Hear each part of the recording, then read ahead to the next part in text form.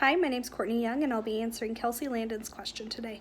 Kelsey asks, what issues do you perceive arising if nations continue to have an increased sense of nationalism and a decreased opinion of refugees and migrants entering their country? I personally think that nationalism rising is the issue.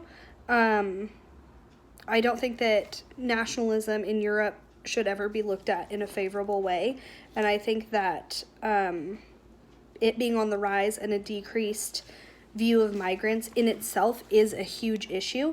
I don't think that we should be trying to figure out what issues may arise from nationalism, because nationalism in and of itself in Europe, I think, is a problem.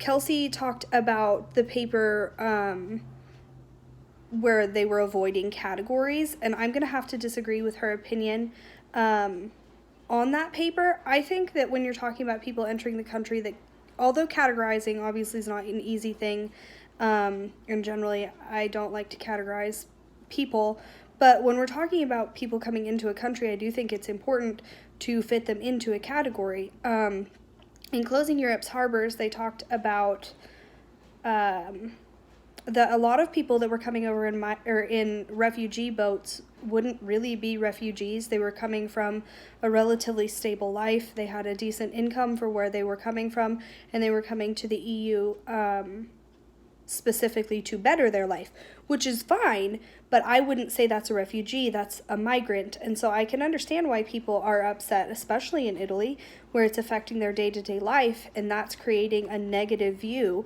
of the people coming into the country. If they were able to categorize better, and maybe there needs to be wider categories, but I too would be upset if people were coming into the country and being categorized as refugees and giving refugee asylum when they were not, in fact, a refugee.